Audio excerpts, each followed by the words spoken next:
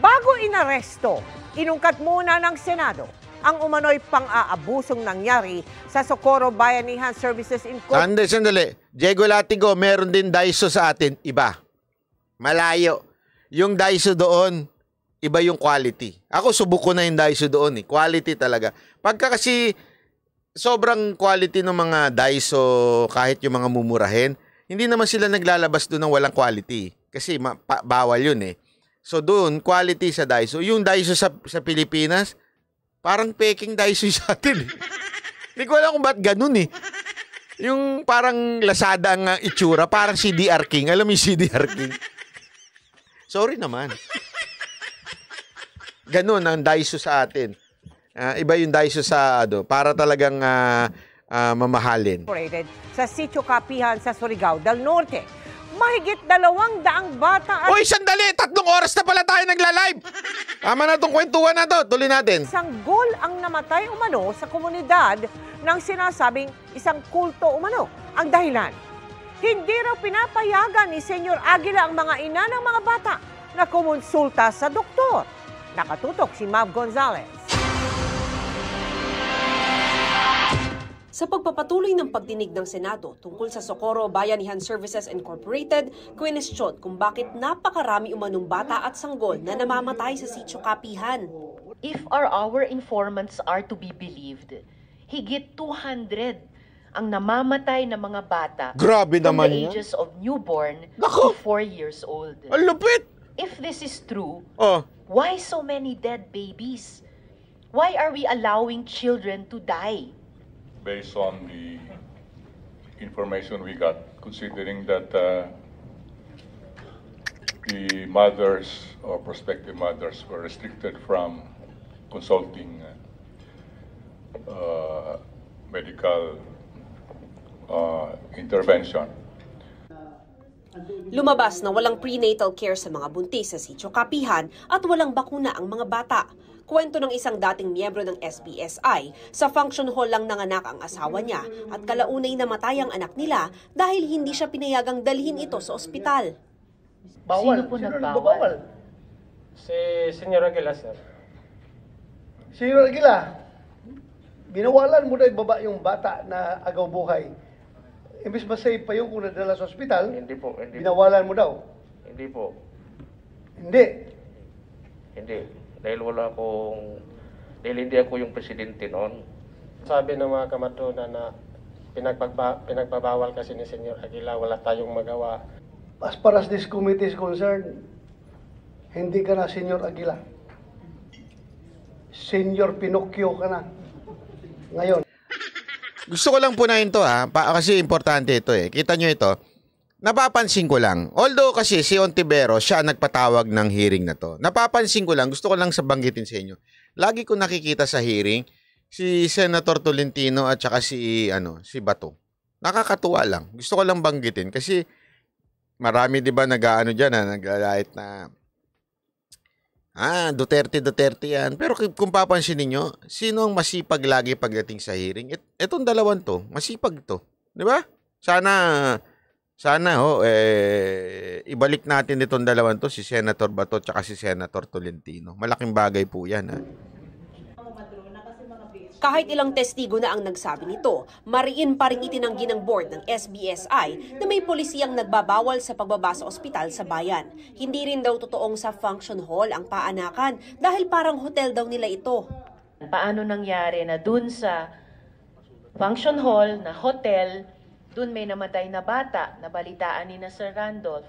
Paano nangyari na dun sa hotel, dun pumunta yung asawa ni Sir Randolph para manganak? At paano nangyari na dun sa hotel, kailangan nilang umuwi na dahil may mga nakapila pang manganganak doon? Hindi ko pa talaga alam ang mga ganong allegations, Madam Lahat, Senator. hindi alam Kung may paanakan kami, bakit may home delivery? May mga cases po kami ng home delivery.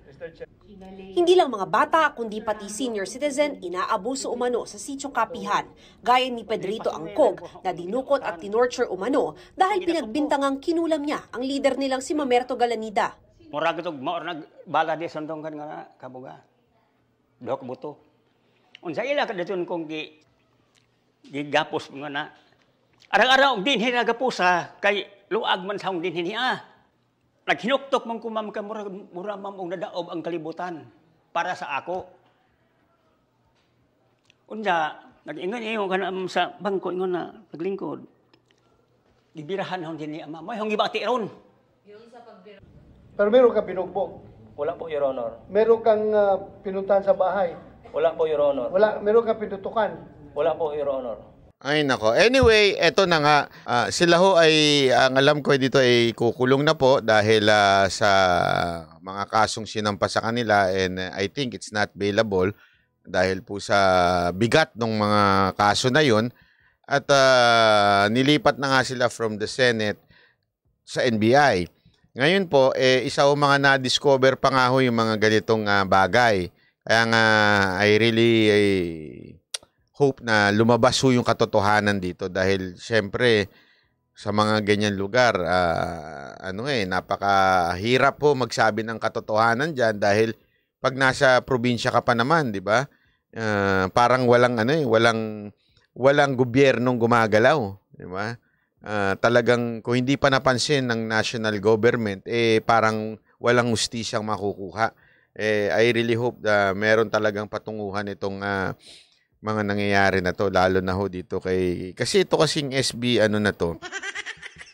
Ang ido talaga niyan SB19. Totoo. Kaya nga kumakanta rin yan Oh, siya talaga ang original na Gento.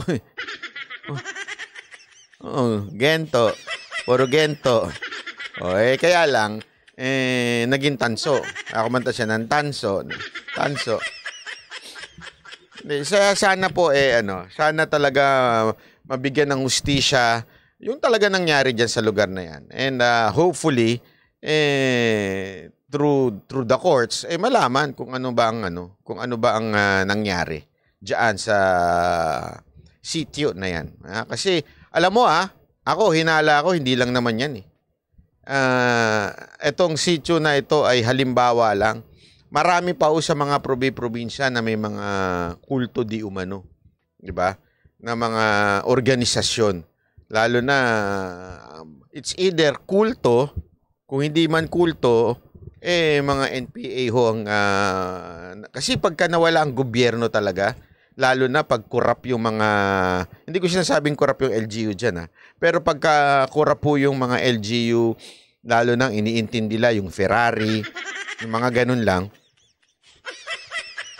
Pag iniintindi yung paano sila magkamkam ng limpak-limpak na salapi at talagang STL lang ang iniisip, parang walang gobyerno gumagalaw. So, yung mga tao dyan, syempre, pag alam naman natin, paano ho ba na nakukulto ang isang kulto, paano na yung mga tao, pag medyo mahina ang kaalaman, pag walang edukasyon, di ba? Sila ho ang madaling maimpluwensyahan. Kasi sila po yung medyo kulang sa kaalaman, kaya ho sila naiimpluwensyahan. Kaya alam mo, napaka-importante sa akin ng departamento ni VP Sara Duterte na DepEd. Kailangan talaga mapalakas niya ang edukasyon sa Pilipinas. Hindi lang dito sa Metro Manila, NCR, malakas naman ang edukasyon dito Ang kailangan, yun, lalo na sa mga probinsya, dapat talaga dalhin natin ng edukasyon sa probinsya. Kasi napakarami ho dyan. Kita nyo, saan sila nag-aaral? Doon din sa sinong mga teachers, yung kasama nila, yung mga kakulto. So sila yung ano matututunan nila? Kaya nga 'di ba yung isang eskwelahan doon sa kampo ng NPA, tinuturo? 'Di ba? Yung tinuturo ng mga doon national anthem ng NPA. Hindi na nadadalaw ng ng DepEd noon. Kaya nga napaka-importante ng confidential funds. Diyan pumapasok yung confidential funds. Dahil napaka-importante. Actually, pinaliwanag yan. Panoorin niyo yung video ni Pangulong Duterte, gikan sa masa niya. Diyan niya pinaliwanag yan na diyan ginagamit yung confidential funds. 'Di ba? Mga kailangan suhulan, kailangan bigyan ng pera. Iyon wala tinanggalan. Kaya feeling ko, sigurado ko, ang magiging repackage niyan, dahil nawala ng confidential fund si VP Sara Duterte sa kanyang opisina na OBP at sa DepEd, medyo mapipilay ngayon. Mapipilay ho ang DepEd. And it's really a challenge. Pero ganun ho ang gustong mangyari ni Tambaluslos sa opisina ni VP Sara Duterte para wala siyang ma-accomplish. Yan ang pinaplano eh. Pag wala ka ma-accomplish, hindi ka mananalo sa susunod na eleksyon. Ikaw ang talagang biggest threat sa lahat. Di ba? Etong si VP Sara Duterte, sa tingin nila, magiging successful sila dito. I don't think so.